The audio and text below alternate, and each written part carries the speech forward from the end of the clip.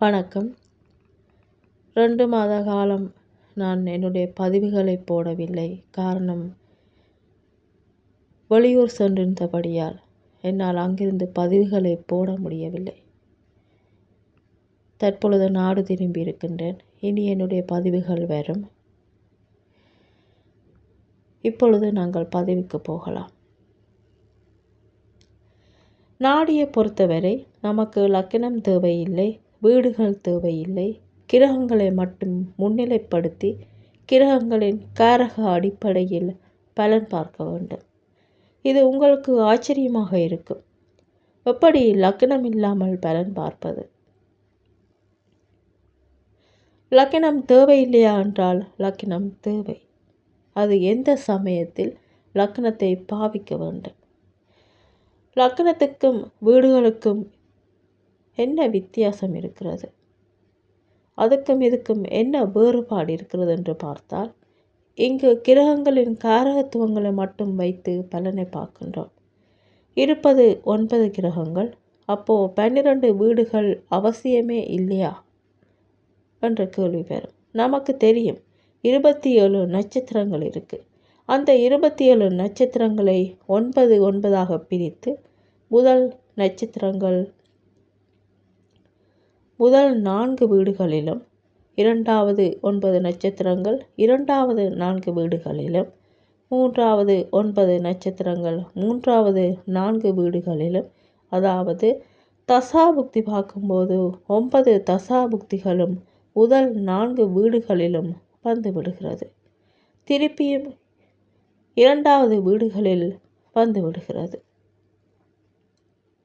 திருப்பியும் மூன்றாவது வீடுகளில் வந்து விடுகிறது. அப்படி என்றால் இந்த 9 விஷயங்களும் இந்த 4 வீடுகளிலே வந்து விடுகிறது. இந்த 9 கிரகங்களையும் 4 வீட்டிலேயே அடக்க முடிகிறது. இந்த 4 வீடுகளும் எவை? 1, 2, 3, 4 வீடுகளா? இல்லை.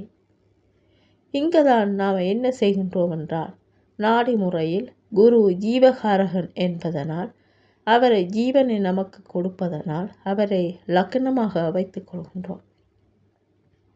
அப்போ அந்த குருவிற்கு 12இல் இருக்கக்கூடிய வீடு, 2இல் இருக்கக்கூடிய வீடு, நேர் 7இல் இருக்கக்கூடிய வீடு. அப்போ மொத்தம் எத்தனை வீடு? குரு இருப்பது ஒரு வீடு, அவருக்கு 2ஆம் வீடு, அவருக்கு 12ஆம் வீடு, அவருக்கு நேர் 7ஆம் வீடு என மொத்தம் 4 வீடுகள் வருகின்றன.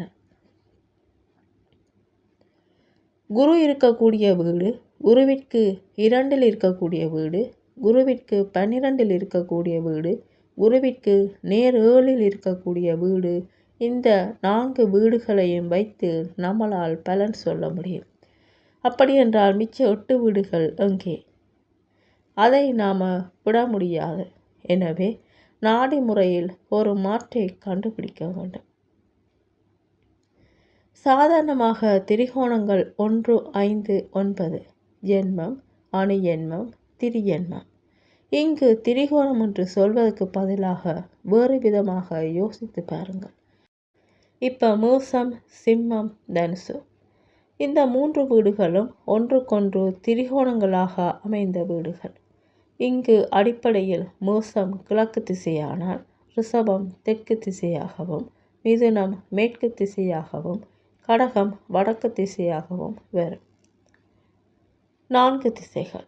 மீண்டும் சிம்மம் கிழக்கு திசை, தனுசு கிழக்கு திசை. அப்போ மேஷம், சிம்மம், தனுசு கிழக்கு திசை. அப்போ ஒரே திசையில் இருப்பவை எல்லாம் ஒரே வீட்டில் இருப்பதாக நாம் கருதுகின்றோம். 3 வீடுகளும் தனித்தனி கிரகங்களாக இருந்தாலும் கூட 3ம் ஒரே திசையில் இருக்கக்கூடிய காரணத்தினால் அந்த 3ஐயும் கிழக்கு திசையாக கொண்டு ஒரே வீட்டில் இருப்பதாக கொண்டு சேர்க்கையாக கருதுவது முதல் அணுகுமுறையாகும். முதலில் மேஷத்துக்கு திரிகோணத்தை எடுத்து பார்த்தோம். இப்போ 2ஆம் வீட்டுக்கு, அதாவது ரிஷபத்துக்கு திரிகோணமாக என்ன வீடு வருகிறது? ரிஷபத்துக்கு 5ஆம் வீடு கன்னி, கன்னிக்கு 5ஆம் வீடு. அப்போது 2, 6, 10ஆக வரும். இவை 3ம் ஒரே திசை. 2ஆம் வீட்டில் இருக்கக்கூடிய கிரகம், 6ஆம் வீட்டில் இருக்கக்கூடிய கிரகம், 10ஆம் வீட்டில் இருக்கக்கூடிய கிரகம், இந்த மூன்றுமே 2ஆம் வீட்டில் இருக்கக்கூடிய கிரகத்துக்கு ஒப்பானது. அதேபோல் 4, 8, 12 இந்த மூன்றும் திரிகோணங்கள். இவையெல்லாம் 12இல் இருப்பதாக பொருள். அப்போ விட்டு போனது 3, 7, 11.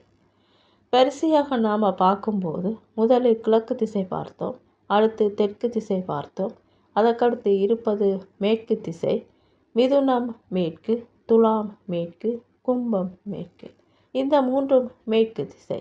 இதை இன்னொரு வகையில் கூறுவதாக இருந்தால், மேஷம் இருப்பது கிழக்கு, அதே மிதுனம் இருப்பது மேற்கு, அதே கிழக்கில் இருக்கக்கூடிய கிரகம் மேற்கில் உள்ள கிரகத்தை பார்க்க முடியும்.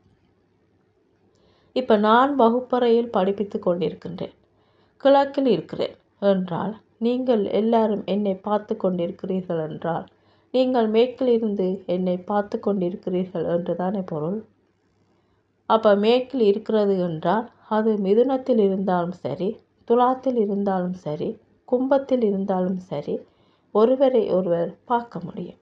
ஆக பார்வையிலே வேறுபாடு வந்து விடுகிறது. கிரக பார்வை இல்லை, ராசி பார்வை. 1, 5, 9 ஒரே சேர்க்கை என்றும், 3, 7, 11 என்பது எதிர் திசை பார்வை என்றும் மனதில் வைத்து கொள்ளுங்கள். அப்போ ஒரு கிரகம் மேஷத்தில் இருக்கிறது என்றால் எதிர் திசையில் மிதுனத்தில் உள்ள ஒரு கிரகத்தின் பார்வை மேஷத்துக்கு இருக்கிறது. துலாம், கும்பம் போன்றவற்றில் கிரகம் இருந்து பார்த்தாலும் மேஷத்துக்கு அந்த பார்வை இருக்கிறது என்று பொருள். 1, 5, 9 கிரகங்கள் இருந்தால் ஒரே திசையில் இருப்பதாக கருதுகின்றோம். இதற்கு 3, 7, 11 கிரகங்கள் இருந்தால் எதிர் திசையில் இருப்பதாக கருதுகின்றோம். அப்போ 2, 12 என்னாச்சு? இங்கு என்ன நடக்குது என்றால், கிரகங்களுக்கு நேர்கதி என்றால் வக்கிரகதிக்கும் நாம் முக்கியத்துவம் கொடுக்கின்றோம். வக்கிரகதி என்றால் பின்னோக்கி செல்லுதல், நேர்கதி என்பது முன்னோக்கி செல்லுதல். கிரகங்கள் எப்போதும் 1ஆம் வீட்டில் இருந்து 2ஆம் வீட்டுக்கு முன்னோக்கி செல்கிறது. ஆனால் வக்கிரகதியாக அந்த கிரகம் இருக்கிறது என்றால் 1ஆம் வீட்டில் இருந்து 12ஆம் வீட்டை நோக்கி செல்லும். பின்னோக்கி செல்வதற்கு வக்கிரம் என்று பெயர். அப்போ ஒரு கிரகத்துக்கு வக்கிர பார்வை வருகிறது என்றால் முன்னால் இருப்பதை பார்க்காமல் பின்னால் இருப்பதை பார்க்கிறது என்று பொருள். இது நமக்கு எதற்காக தேவை? சாதாரணமாக நாம் தனியாராக போவதற்கும் 2 பக்கத்தில் பொடிக்காட்டை வைத்து கொண்டு போவதற்கும் வித்தியாசம் உண்டு. நமக்கு பக்கத்தில் 2 பக்கமும் நமது நண்பர்கள் இருந்தார்கள் என்றால் நமக்கு நம்மளை அறியாமலே தைரியம் வந்துவிடும். இதுவே 2 பக்கமும் நம்ம விரோதிகள் வந்தால் எப்போதும் பயம், ஒரு நடுக்கம் இருந்து கொண்டே இருக்கும். இப்போ லக்கினம் என்று நாம் சொல்வதற்கு பதிலாக எந்த காரகத்துவத்தை பற்றி பேசுகின்றோமோ அதை லக்கினமாக வைத்து கொள்ள வேண்டும். ஜாதகரை பற்றி பேசினால் குருவை லக்கினமாக வைத்து கொள்ள வேண்டும். அவருக்கு 12இல் யார் இருக்கிறது, 2இல் யார் இருக்கிறது, 7இல் யார் இருக்கிறது என்று பார்க்க வேண்டும். 7 எதிர் திசை, 12 ஒரு பக்கம், 2 ஒரு பக்கம். இதிலே இவரது நண்பர்கள் இருப்பார்களேயானால் அந்த குருவிற்கு பலம் ஜாஸ்தி.